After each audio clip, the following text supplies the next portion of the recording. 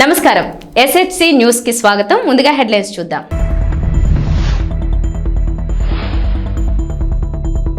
కేంద్రానికి చంద్రబాబు సర్కార్ special request, CS పదవీ కాలం పొడిగించాలని వినతి.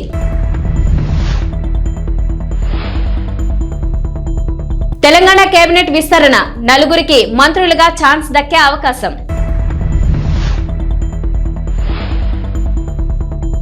పుష్ప 2 కొత్త రిలీజ్ డేట్ డిసెంబర్ 6న వరల్డ్ వైడ్ గా రిలీజ్.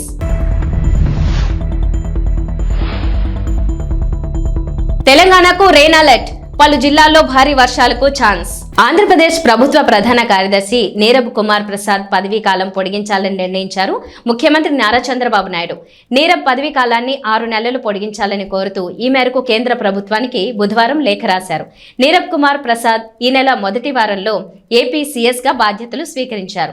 ఆయన పదవీ కాలం నెలాఖరులో ముగియనుండటంతో రిటైర్ కాబోతున్నారు. ఏపీ ప్రభుత్వం ఆయన సేవలు కొనసాగించాలని భావిస్తోంది. ఈ మేరకు కేంద్రానికి లేఖ రాసింది.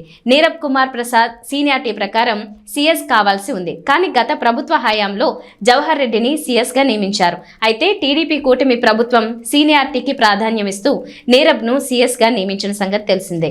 సీనియారిటీలో ముందున్న నీరబ్ కుమార్ ప్రసాద్ కు అవకాశం దక్కింది. ఆయనకు 10 రోజుల సర్వీస్ మాత్రమే ఉండడంతో మరికొంత కాలం పాటు అవకాశం ఇవ్వాలనే ఉద్దేశంతో సర్వీస్ పొడిగించాలని కేంద్రాన్ని కోరారు. మరి ఒకే విడతలో 6 నెలలు పొడిగింపు ఇస్తారా, 3 నెలల చొప్పున 2 సార్లు పొడిగిస్తారా అన్నది చూడాలి. ఏపీలో కొత్తగా కొలువు తీరిన టీడీపీ కూటమి ప్రభుత్వం పలువురు ఐఏఎస్ అధికారులను బదిలీ చేసింది. వైసీపీ ప్రభుత్వ హయాంలో వైఎస్ జగన్ పేషీలో కీలకంగా వ్యవహరించిన ఐఏఎస్ అధికారులు శ్రీలక్ష్మి, రజత్ భార్గవ్, ప్రవీణ్ ప్రకాష్లను సాధారణ పరిపాలనా శాఖకు జీఏడీ రిపోర్టు చేయాలని ఆదేశించింది. అలాగే AP medical services and infrastructure development corporation MD Muralidhar రెడ్డిని జీఏడీకి రిపోర్టు చేయాలని ఆదేశించింది. మొత్తం 19 మంది ఐఏఎస్ అధికారులను బదిలీ చేశారు. ఈ మేరకు ప్రభుత్వ ప్రధాన కార్యదర్శి నీరబ్ కుమార్ ఉత్తర్వులు జారీ చేశారు.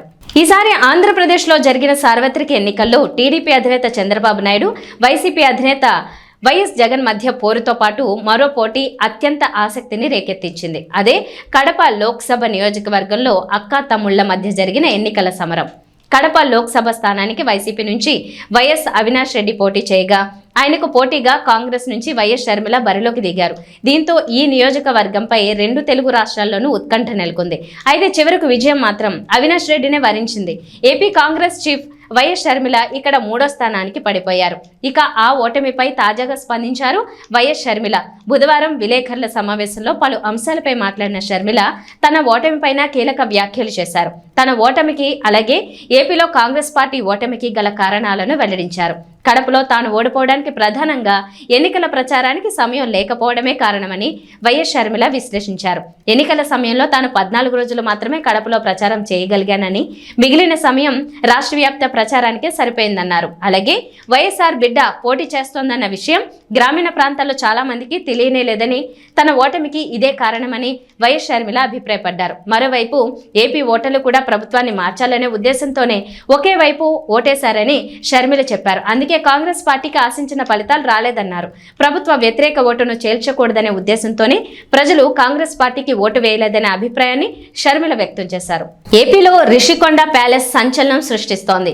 సీఎం క్యాంప్ ఆఫీస్ కోసం 100 కోట్ల ప్రజాధనాన్ని జగన్ ప్రభుత్వం దుర్వినియోగం చేసిందన్న ఆరోపణలు వెల్లువెత్తుతున్నాయి. ప్రభుత్వం మారిన తర్వాత రిషికొండ వ్యవహారానికి సంబంధించి కీలక విషయాలు బహిర్గతమై రాజకీయాల్లో కాకరేపుతున్నాయి. కాంగ్రెస్ నేత వైఎస్ షర్మిల కూడా జగన్ తీరుపై మండిపడ్డారు. ప్రజాధనం దుర్వినియోగం అయింది నిజమే అయితే సిట్టింగ్ జడ్జితో విచారణ జరిపించాలని డిమాండ్ చేశారు.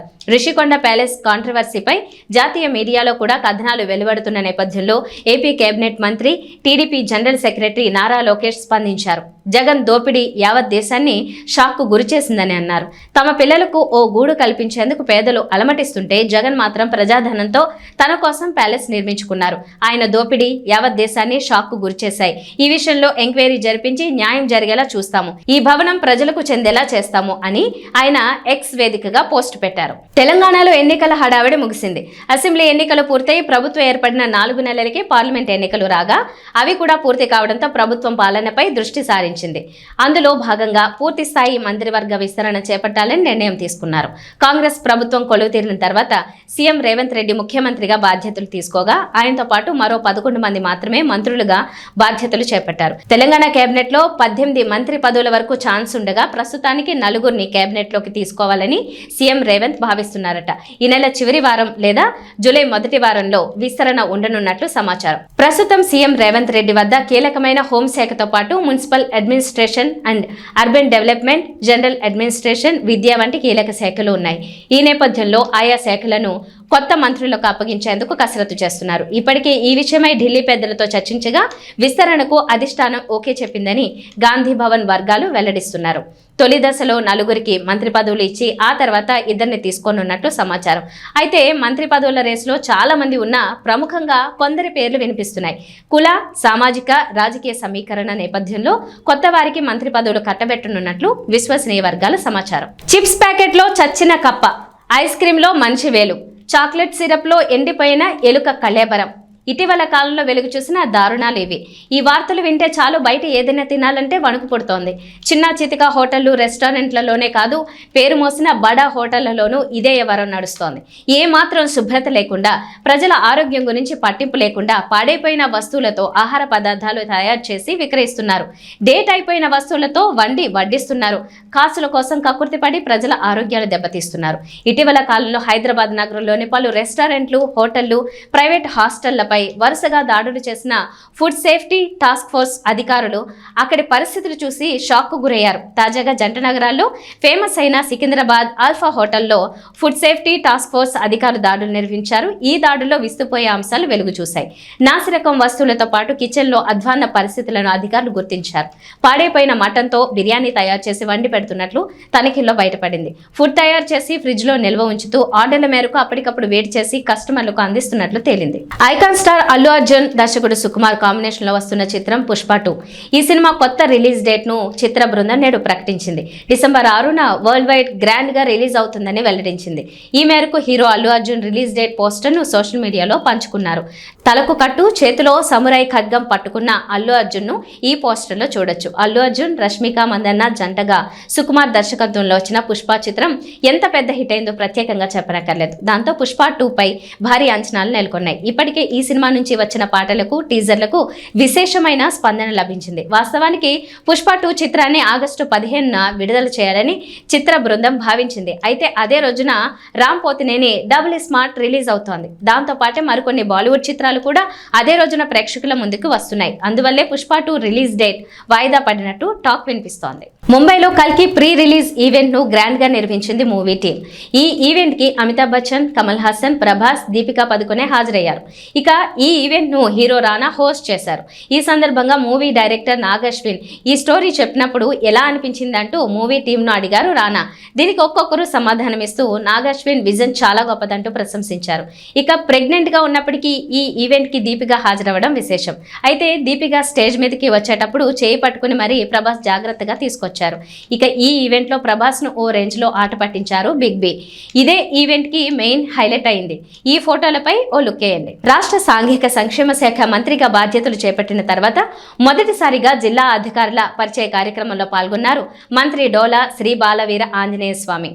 ఒంగోలు ప్రకాశం భవనంలోని స్పందన సమావేశ మందిరంలో ఏర్పాటు చేసిన కార్యక్రమంలో మంత్రి మాట్లాడుతూ కొత్త ప్రభుత్వం విధి విధానాలలో చాలా మార్పులు ఉన్నాయని, అధికారులు వాటిని గమనించి గత ప్రభుత్వ పథకాల పేర్లు మార్చడం జరిగిందని, కానీ కొంతమంది అధికారులు పాత పథకాల పేర్లను కొనసాగిస్తున్నారని, వాటిని మార్చి స్థానిక ఎమ్మెల్యేల సహకారంతో కొత్త ప్రభుత్వం ప్రవేశపెట్టిన పథకాలను ప్రజల్లోకి తీసుకువెళ్లాలని, గత ప్రభుత్వ నిర్వాహకంతో ప్రకాశం జిల్లా 5 సంవత్సరాలు వెనుకబడిపోయిందని, జిల్లాను అభివృద్ధి పరంగా, సంక్షేమ పరంగా ముందంజలో నిలపాలని, అందుకు అధికారులు నిబద్ధతతో పనిచేయాలని సూచించారు. ఈ కార్యక్రమంలో మంత్రి డోలబాల వీరాంజనేయ స్వామితో పాటు ఎంపీ మాగుంట శ్రీనివాసరెడ్డి, జిల్లా collector AS Dinesh Kumar, SP Garud Sumit Sunil, జిల్లాలోని వివిధ నియోజకవర్గాల ఎమ్మెల్యేలు, ఇన్ఛార్జీలు, వివిధ శాఖల అధికారులు పాల్గొన్నారు.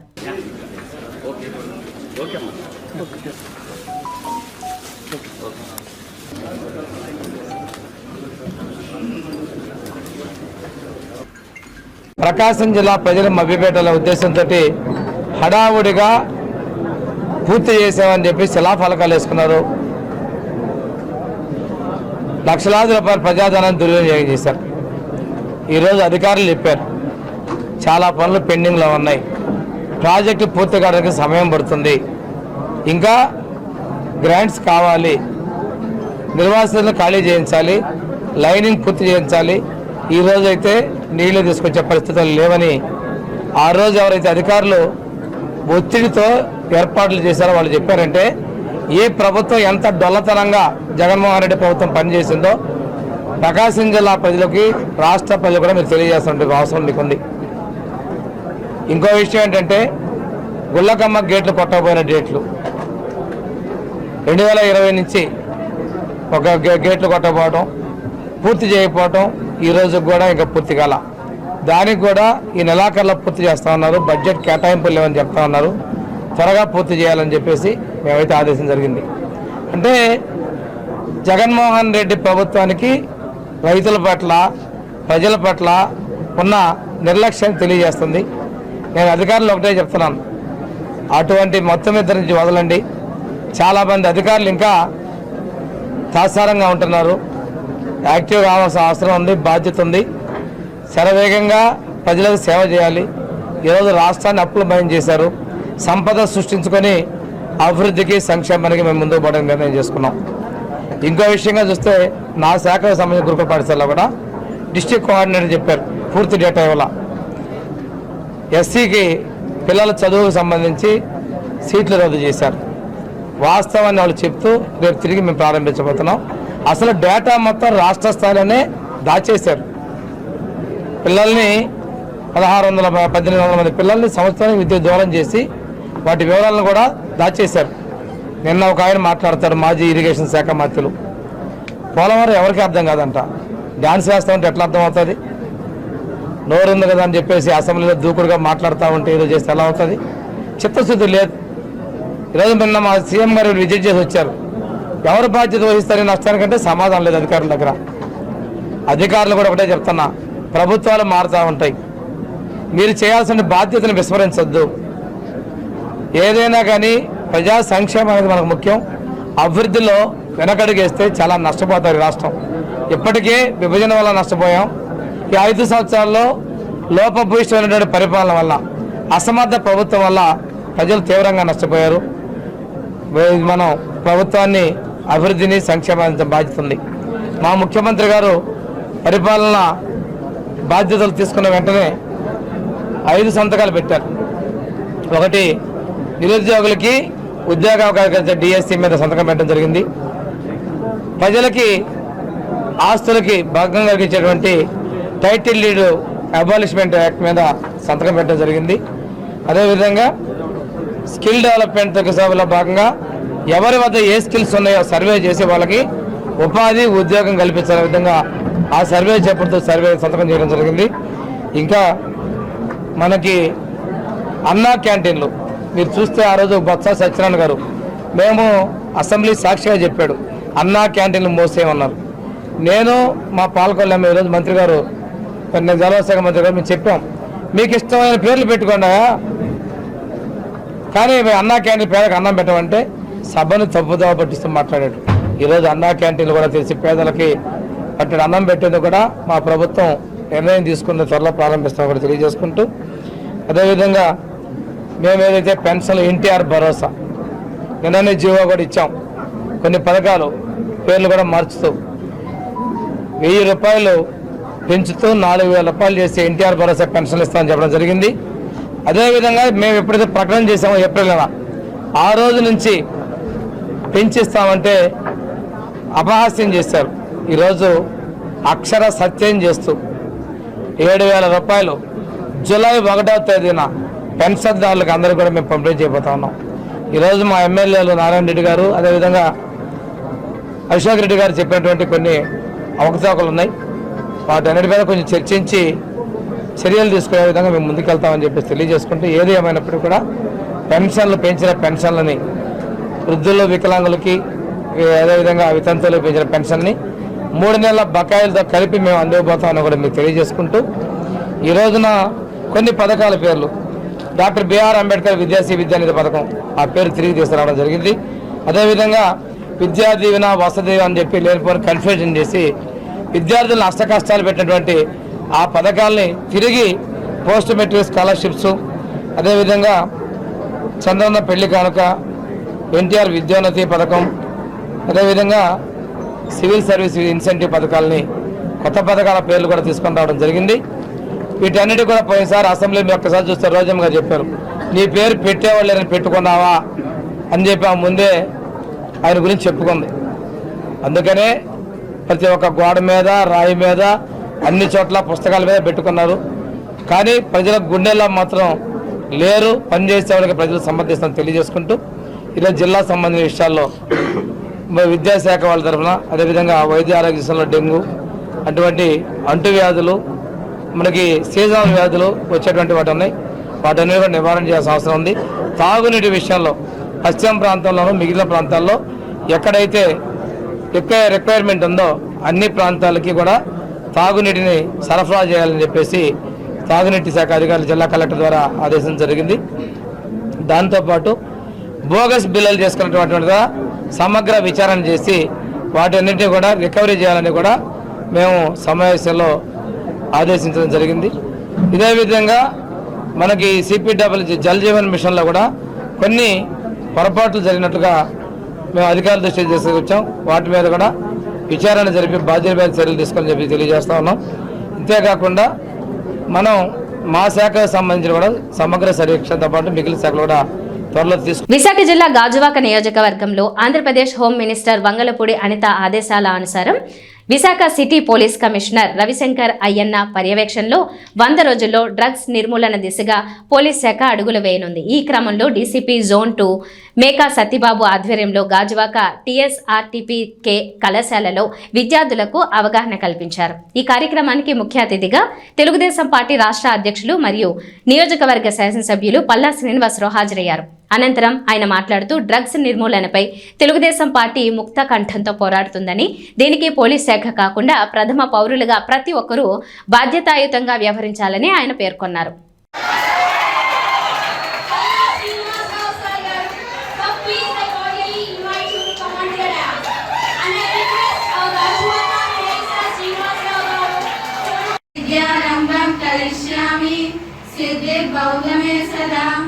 గురు బ్రహ్మ గురు విష్ణు గురుదేవో మహేశ్వరః. దేశం అంటే మట్టి కాదు, దేశం అంటే మనుషులు అని గురజాడ అప్పారావు గారు ఎప్పుడో చెప్పారు. దేశం అంటే మనుషులంటే మనుషులంతా ఆరోగ్యంగా. చంద్రబాబు గారు, మా ఏసీపీ గారు ఆధ్వర్యంలో మేమంతా ఎవ్రీడే డ్రగ్స్ విషయంలో ఖచ్చితంగా యువతని, స్టూడెంట్ కానీ యువత కానీ దాని బారిన పడకూడదనే ఉద్దేశంతో మాకు, మా పోలీస్ సిబ్బందికి, మిగతా వాళ్ళందరికీ సూచనలు ఇవ్వడం జరిగింది. అందులో భాగంగాను అందరికీ నమస్కారం అండి. ఈరోజు గాజువాక డీసీపీ గారు సత్యబాబు గారి ఆధ్వర్యంలో, అలాగే పోలీస్ ఆఫీసర్ అందరు కలిపి అవేర్నెస్ ఆన్ డ్రగ్ అబ్యూస్ అనే కార్యక్రమం పెట్టారండి. పిల్లలకి ఈ డ్రగ్స్ బారిన పడకుండా ఉండడానికి కోసం, అలాగే సమాజంలో ఎక్కడ ఏ విధంగా వీటిలో బారిన పడుతున్నారనే విషయాలపైన అవగాహన కల్పించడానికి ఇక్కడ ఈ కార్యక్రమం పెట్టడం జరిగింది. దీనికి మరి ఈ వేదిక ఇచ్చినందుకు మాకు టీఎస్ఆర్టీపీకే చైర్మన్ గారు అటువంటి బాలకృష్ణ గారికి, మేము బలరామకృష్ణ గారికి మేము ప్రత్యేకంగా ధన్యవాదాలు తెలియజేసుకుంటున్నామండి.